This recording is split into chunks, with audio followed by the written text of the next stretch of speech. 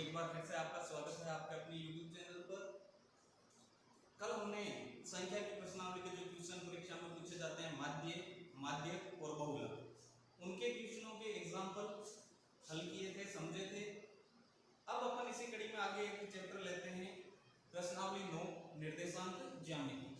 6 number का question इसमें से पूछा जाता है। अब एक चीज और आपको ये ध्यान रखनी है, देखिए जो 6 अंक का क्वेश्चन आता है इसमें दो चीजें हैं, त्रिकोणमिति और निर्देशांक ज्यामिति। पिछले जो पेपर अपन उठा के देखते हैं तो पिछले जो पेपर हैं उनके अनुसार त्रिकोणमिति और निर्देशांक ज्यामिति,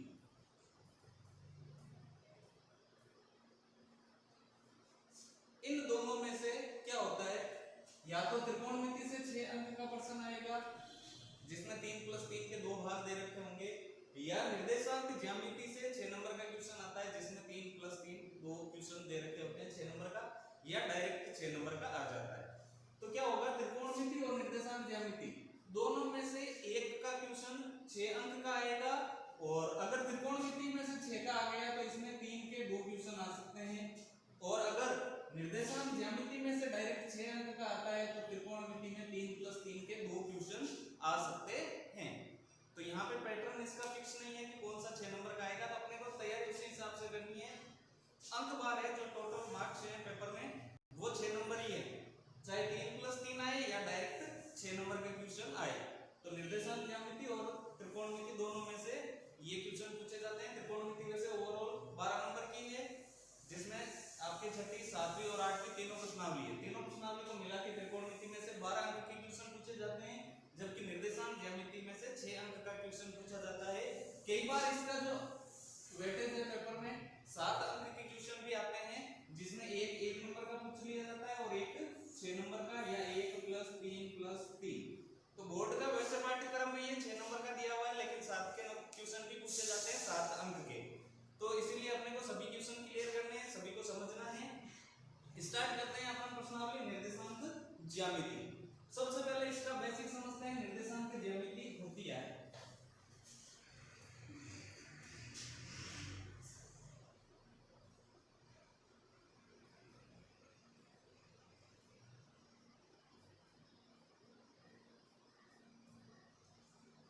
अब देखिए जो निर्देशांक ज्यामिति है, निर्देशांक है वो अपन ग्राफ में दर्शाते हैं, यानी निर्देशांक ज्यामिति है वो ग्राफ से रिलेटेड होती है।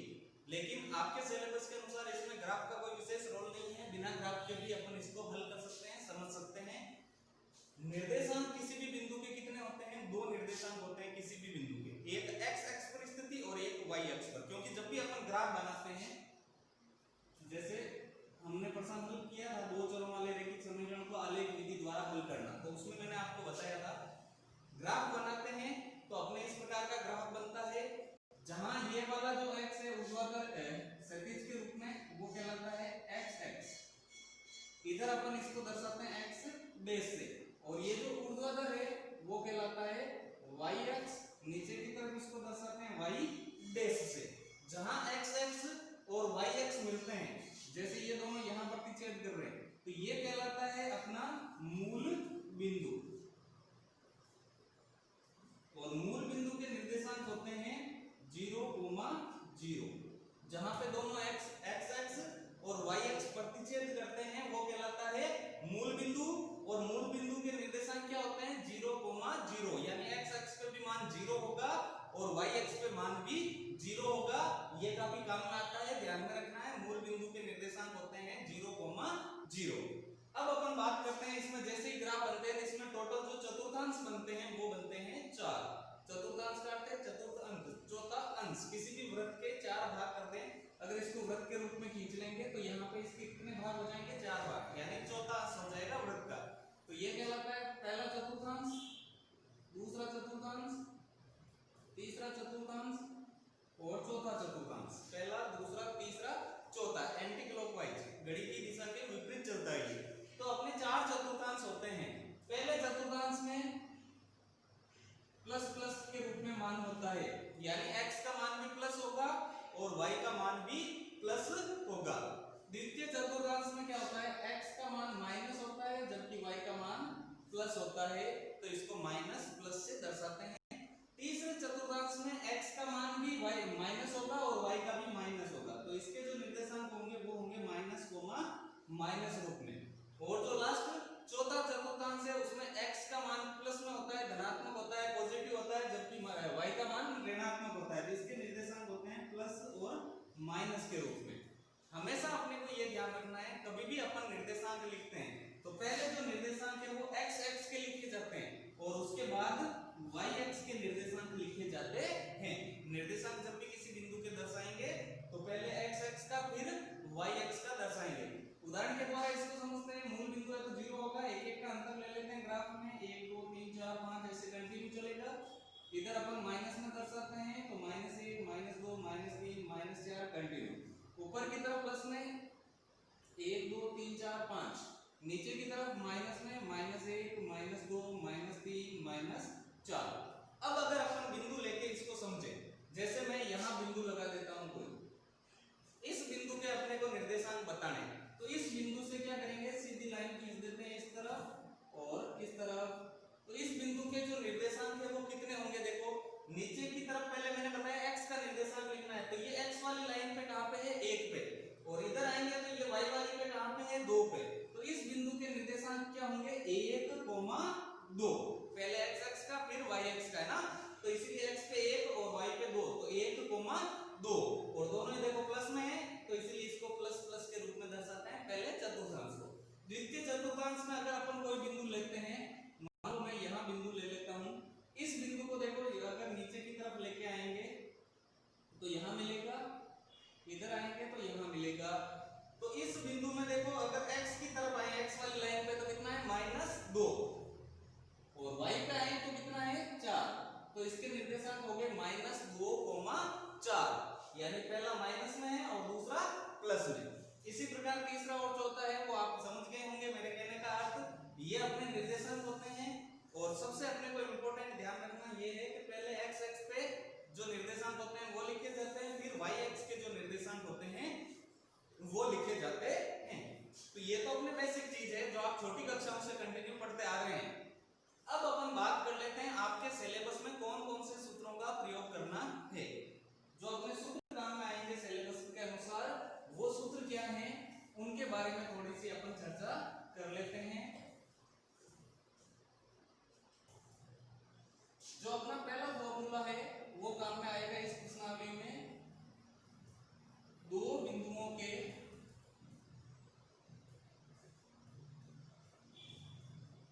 बीच की या मध्य की दूरी ज्ञात करनी हो। अगर अपने को दो बिंदुओं के बीच की दूरी निकालनी हो तो दूरी का सूत्र होता है √x2 - x1 का whole square plus y2 - y1 का होल स्क्वायर। अगर दो बिंदुओं के बीच की दूरी निकालनी हो निर्देशांक ज्यामिति में तो सूत्र होता है √x2 - x1 का whole square plus y2 - y1 का होल स्क्वायर। यानी किसी भी क्वेश्चन में दूरी की बात होगी कि दो बिंदुओं के मध्य की दूरी ज्ञात कीजिए, या दो बिंदुओं के मध्य की दूरी इतनी है तो x या y का मान ज्ञात कीजिए, या क्वेश्चन में आता है कि दो बिंदुओं से समदूरस्थ, समदूरस्थ का अर्थ होता है समान दूरी पर स्थित, तो वहां भी दूरी की बात हो रही है तो दूरी का सूत्र। एक और इंपॉर्टेंट चीज इसमें, दूरी के सूत्र का एक जगह और प्रयोग होता है त्रिभुज या चतुर्भुज का प्रकार बताने के लिए। 6 नंबर का अक्सर पूछा जाता है त्रिभुज का प्रकार बताइए या चतुर्भुज का प्रकार बताइए, या फिर सिद्ध कीजिए कि एक आयत है या एक समकोण त्रिभुज है। तो इसका अर्थ क्या है कि अपने को वहां पे त्रिभुज या चतुर्भुज का प्रकार बताना है। तो त्रिभुज या चतुर्भुज का प्रकार बताने के लिए भी किसका प्रयोग करते हैं, दूरी के सूत्र का, क्योंकि भुजा की माप अपने को निकालनी पड़ती है। अगर तीनों भुजाएं बराबर होगी तो समबाहु त्रिभुज होगा, तो भुजाओं की माप निकालनी पड़ेगी, तो वहां किसका प्रयोग होगा, दूरी के सूत्र का। त्रिभुज और चतुर्भुज का प्रकार बताने के लिए भी दूरी के सूत्र का प्रयोग होता है। ये तो पहला सूत्र। दूसरा जो सूत्र अपने काम में आता है वो सूत्र है दो बिंदुओं के मध्य बिंदु के निर्देशांक। अगर दो बिंदुओं के बिल्कुल मध्य वाले बिंदु के अगर अपने को निर्देशांक निकालने हैं तो दो बिंदुओं के मध्य बिंदु के निर्देशांक का सूत्र होता है x1 + x2 / 2 कोमा में y1 प्लस y2/2। ये सूत्र अपने कब काम में आता है? जब दो बिंदुओं के मध्य बिंदु के निर्देशांक निकालना। मध्य की दूरी का सूत्र अलग है और मध्य बिंदु के निर्देशांक है उसका अलग है, तो दूरी और मध्य बिंदु में अंतर है ना, तो ये सूत्र अपने मध्य बिंदु के निर्देशांक निकालने के लिए काम में आए लेते हैं। और हमेशा एक चीज ध्यान रखना है, निर्देशांक जब भी लिखते हैं तो ब्रैकेट में लिखे जाते हैं। तो यहाँ अपने को मध्य बिंदु के निर्देशांक निकालने, इसलिए सूत्र में क्या है? ब्रैकेट है, कोष्टक है। लेकिन यहाँ दूरी निकालनी थी, इसलिए इसमें अपन कोष्टक नहीं करेंगे। तीसरा जो सूत्र है वो काम में आता है अपने अनुपात का। अनुपात का कैसे?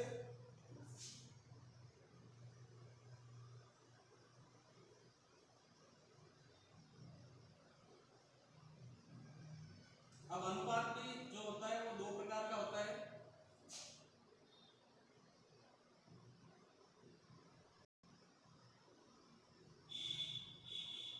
अंतर विभाजन करना और बाह्य विभाजन।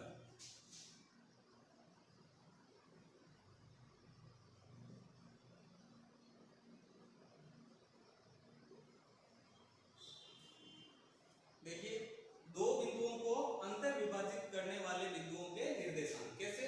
जैसे ये दो बिंदु है, इनको अंतर विभाजन कैसे होगा? तो सबसे पहले दोनों बिंदुओं को मिला देंगे और अगर इनको कोई रेखा इसी पर स्थित है, बिंदु दो बिंदुओं को अगर कोई रेखा मिलाती है और इसी पर स्थित है तो वो कहलाता है अंतर विभाजन।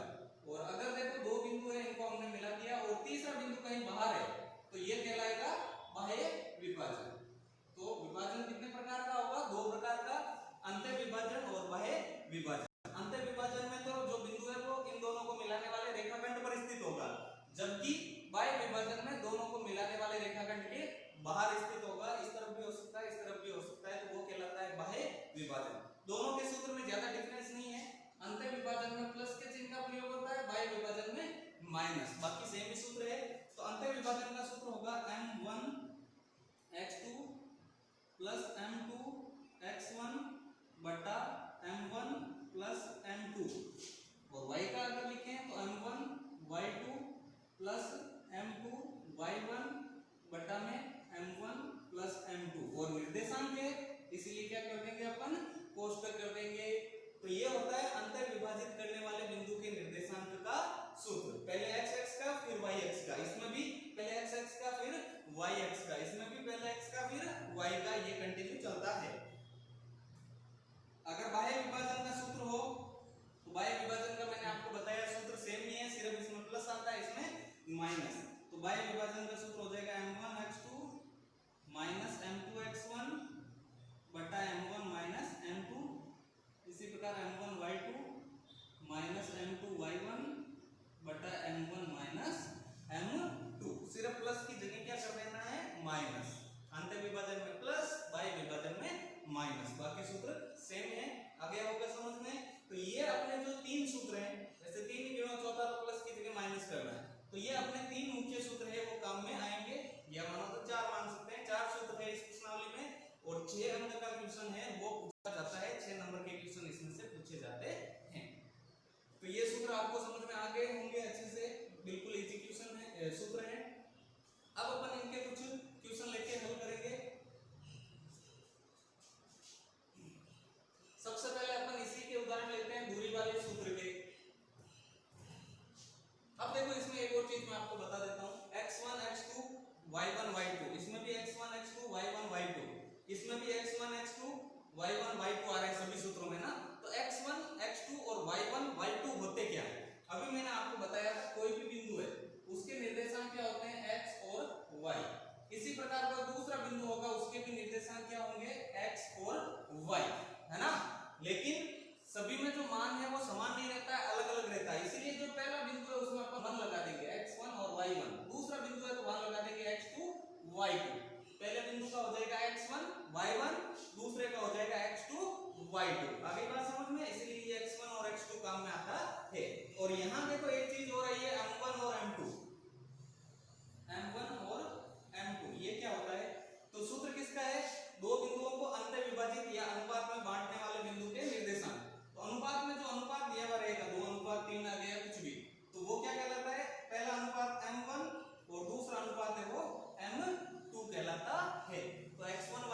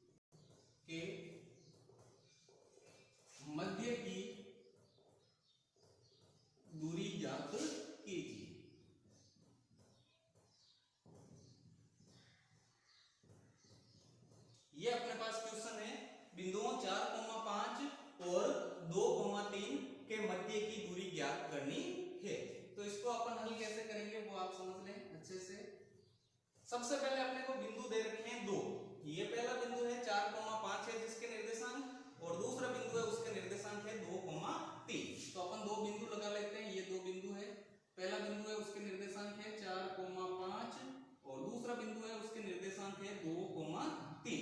अब इनके बीच की ये जो दूरी है यहां से लेके यहां तक, ये अपने को ज्ञात करनी है।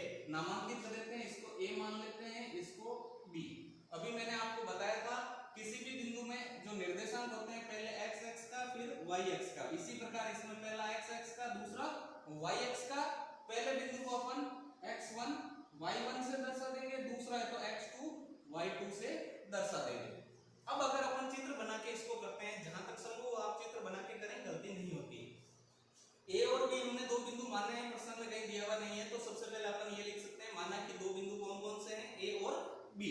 तो जब अपन हल करेंगे तो सबसे पहले चित्र बना लिया है, तो अपन लिखेंगे माना कि दो बिंदु कौन कौन से हैं, ए के साथ में निर्देशांक लिखेंगे 4,5 और बी है उसके निर्देशांक लिख देंगे 2,3 है। माना कि दो बिंदु ए और बी है, दोनों बिंदु हो गए, और साथ में क्या लिखे जाते हैं, निर्देशांक। दोनों बिंदु मानने के बाद इनके बीच की क्या निकालनी है, दूरी, मध्य की दूरी। तो सूत्र किसका लगेगा, दूरी का। तो अपन सूत्र लिख देंगे दो बिंदुओं के मध्य की दूरी बराबर, दो बिंदुओं के मध्य की दूरी का सूत्र क्या होता है, रूट x2 माइनस x1 का whole square plus y2 minus y1 का होल स्क्वायर। ये हो गया दूरी का सूत्र। अब इसमें रख लेंगे मान, तो रूट का रूट कोष्टक x2 की जगह 2 माइनस x1 की जगह 4 और इसका कर देना है होल स्क्वायर प्लस कोष्टक y2 की जगह 3 माइनस y1 की जगह 5 और इसका भी कर देना है होल स्क्वायर। सबसे पहले कोष्टक में किया जाता है, तो रूट का रूट कोष्टक 2 में से 4 घटाएंगे तो अपने पास आ जाएंगे -2 इसका स्क्वायर प्लस 3 में से 5 घटाएंगे तो भी -2 यानी इसका भी स्क्वायर, रूट का रूट। अब इनका क्या करना है, स्क्वायर करना है। माइनस का स्क्वायर करने पर यानी माइनस इंटू माइनस क्या हो जाएगा, प्लस। तो आगे प्लस लिखने की जरूरत नहीं है, 2 का स्क्वायर करेंगे 4 हो जाएगा, प्लस का प्लस, माइनस का स्क्वायर करेंगे प्लस, और पहले से प्लस है तो प्लस इंटू प्लस प्लस ही रहेगा, 2 का स्क्वायर 4, तो रूट का रूट 4 में 4 जोड़ेंगे 8, तो आंसर आ जाएगा रूट 8। अब अगर 8 का वर्गमूल संभव हो तो वर्गमूल कर सकते हैं। तो अगर अपन 8 का वर्गमूल करें तो 8 में सबसे पहले 2 का भाग 4 बार, फिर 2 का भाग 2 बार, फिर 2 का भाग 1 बार, वर्गमूल आते हैं सबको लगभग। अब देखो वर्गमूल में 2 2 के जोड़े बनते हैं, तो यहाँ 2 का जोड़ा बन गया लेकिन इसका जोड़ा नहीं बन रहा है, तो जिसका जोड़ा बनता है उसको बाहर लिख देंगे और नहीं बन रहा है उसको वापस रूट में। तो जो रूट 8 है उसका मान क्या आ गया, 2 रूट 2। तो इसका अर्थ है इन दोनों बिंदुओं के बीच की जो दूरी होगी वो कितनी होगी, 2 रूट 2।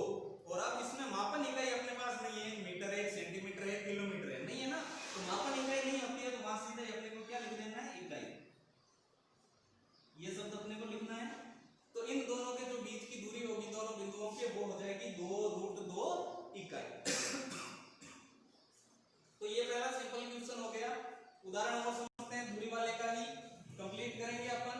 कोई भी क्वेश्चन है वो आपके छूटेगा नहीं, सभी क्वेश्चनों के जितने भी क्वेश्चन बनते हैं उसके उदाहरण मैं आपको समझा रहा हूं। बाकी इसी टाइप के प्रश्न आपके परीक्षा में पूछे जाते हैं और इसी टाइप के किताब में भी आ रखे हैं। दूसरा उदाहरण लेते हैं जो दूरी से संबंधित है।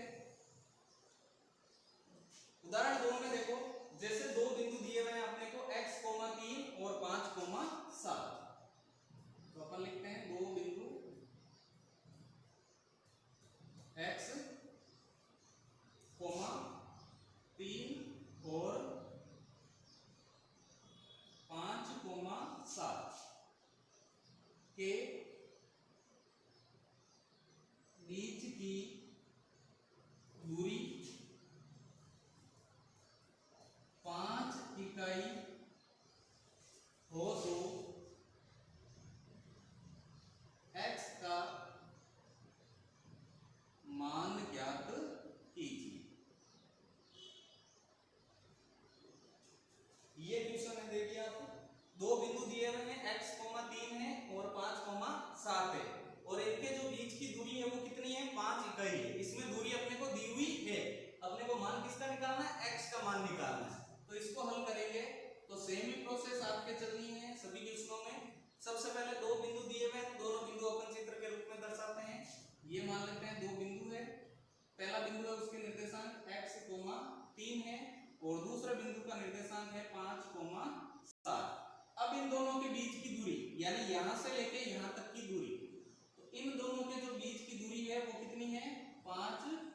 इकाई है, ये जो दूरी है इनके बीच की वो 5 इकाई है। अपने को x का मान ज्ञात करना है। तो वही तरीका, पहला बिंदु है उसके निर्देशांक x और y हैं, दूसरे के भी x और y होते हैं किसी भी बिंदु के, लेकिन पहले बिंदु के अपन 1 दर्शा देंगे और दूसरे बिंदु के लिए अपन 2 दर्शा देंगे। ये तो हो गया दर्शाना। अब अपन इसमें निकालेंगे, बात किसकी हो रही है, दूरी की, यानी सूत्र किसका लगाना है, दूरी का। तो यहाँ अपन हल करेंगे तो सूत्र का लगा देंगे दूरी वाला, a और b मान के कर सकते हैं। वही तरीका है, माना कि पहला बिंदु a है दूसरा बिंदु b है, वो भी कर सकते हैं, या डायरेक्ट करना चाहो तो डायरेक्ट। बात हो रही है दूरी की, तो सूत्र भी किसका लगेगा, दूरी का। तो सूत्र लगा लेंगे दो बिंदुओं के बीच की या मध्य की दूरी। दो बिंदुओं के बीच की दूरी का सूत्र होता है अपने रूट x2 माइनस x1 का whole square plus y2 minus y1 का होल स्क्वायर। ये हमने लगा दिया सूत्र। अब सूत्र में रखेंगे मान। तो देखो पिछले प्रश्न में डायरेक्ट दूरी निकालनी थी, इसलिए हमने कुछ भी यहाँ नहीं किया। इस प्रश्न में दूरी दी हुई है तो दूरी का प्रयोग करेंगे। तो यहाँ देखो क्या लिखा हुआ है, दो बिंदुओं के मध्य की दूरी, और यहाँ लिखा हुआ है मध्य की दूरी कितनी है, 5। तो इस दूरी की जगह कितना लिख देंगे, 5। आगे बराबर का बराबर, रूट का रूट, कोस का। x2 की जगह 5, फिर माइनस x1 की जगह x, और इसका कर देंगे होल स्क्वायर। y2 की जगह 7 माइनस y1 की जगह 3, इसका भी कर देंगे होल स्क्वायर। आगे बात समझ में। अब इसको हल करते हैं, या इधर 5 ही है तो 5 का 5 बराबर रूट का रूट। 5 में से x घटा सकते हैं क्या, चर और अचर आपस में नहीं घटते, तो इसको मानना पड़ेगा a, इसको b। तो यहाँ सर्व समीकरण का प्रयोग होगा a माइनस b का होल स्क्वायर। तो सर्व समीकरण मैं इधर लिख देता हूँ, a माइनस b का होल स्क्वायर बराबर होता है a square minus 2ab plus b का स्क्वायर। ये सर्व समीकरण होती है, तो सर्व समीकरण को हल कर लेंगे। तो सर्व समीकरण के अनुसार a का स्क्वायर, a मतलब 5 का square minus 2ab, 2 into a की जगह 5 इंटू b की जगह x प्लस b का स्क्वायर, b का मतलब x का स्क्वायर, आगे प्लस का प्लस। यहाँ देखो 7 में से 3 घटा देंगे तो 4 बचेंगे, यानी 4 का स्क्वायर। तो हमने यहाँ पे a माइनस b का होल स्क्वायर सर्व समीकरण लगा दी। 7 में से 3 घटाया 4, और आगे स्क्वायर है तो स्क्वायर। अब इसको हल करेंगे तो 5 का 5 बराबर रूट 5 का स्क्वायर 25 माइनस 2 को 5 से गुणा 10, 10 को फिर x से 10x प्लस x का स्क्वायर तो x स्क्वायर प्लस 4 का स्क्वायर करेंगे 16, या आगे हल करेंगे तो 5 का तो 5 बराबर रूट का रूट। अब ये अपने समीकरण के रूप में बन रहा है, तो समीकरण को व्यवस्थित लिखना सबसे पहला काम होता है।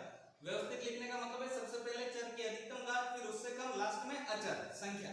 तो सबसे पहले x की अधिकतम घात है वो है प्लस का x स्क्वायर, तो शुरू में प्लस लगाने की जरूरत नहीं है, x स्क्वायर। फिर उसके बाद माइनस का 10x, और लास्ट में देखो संख्या में 25 और 16, तो 25 प्लस का है, ये भी प्लस का, तो 25 में 16 जोड़ेंगे तो प्लस के हो जाएंगे अपने पास 41। तो अब यहाँ आके ये हल होगा क्या, यहाँ x की घात 2 है, यहाँ 1 है, और यहाँ संख्या है, अचर है, तो ये आगे हल होगा नहीं। तो अब देखो एक तरफ रूट है, एक तरफ रूट नहीं है। तो पीछे आपको मैंने बताया था एक तरफ रूट आता है, दूसरी तरफ रूट नहीं आता है, तो रूट हटाना होता है। रूट हटाने के लिए दोनों तरफ क्या किया जाता है, वर्ग। तो अब इसमें अपन क्या करेंगे, दोनों तरफ वर्ग, क्योंकि रूट आ रखा है तो रूट हटाना है, तो लिख देंगे दोनों तरफ क्या करने पर, वर्ग करने पर। दोनों तरफ अपने को क्या करना पड़ेगा, वर्ग करना पड़ेगा। तो इधर 5 का वर्ग, 5 का स्क्वायर करेंगे तो 25 बराबर, इधर वर्ग करेंगे तो वर्ग करने पर रूट हट जाता है, यानी सीधे क्या आ जाएगा, x square minus 10x plus 41। अब अपने को समीकरण के रूप में आता है, और ये जो समीकरण है उसकी अधिकतम घात कितनी है, 2 है, यानी कैसा समीकरण है, द्विघात समीकरण। द्विघात समीकरण आने पर बराबर के इस तरफ क्या रखना है, 0। तो 25 का क्या कर देंगे, पक्षांतरण, तो 0 बराबर x स्क्वायर का x स्क्वायर माइनस 10x का 10x प्लस 41 का 41। ये प्लस का 25 है, उधर भेजेंगे तो माइनस का 25। अब इसको पहले लिख लेते हैं, 0 को उधर बाद में लिख लेते हैं। तो x स्क्वायर का x स्क्वायर माइनस 10x का 10x, क्योंकि इनके जैसा तो और कोई है नहीं, तो चर में एक जैसा चर होता है, वही जुड़ता है या घटता है। प्लस के 41 41 में से 25 घटाएंगे तो 41 में से 25 घटाने पर कितना आ जाएगा प्लस के 16 और बराबर में क्या आ जाएगा 0। अब ये जो अपने समीकरण है वो कैसा समीकरण बन गया पूरा द्विघात समीकरण।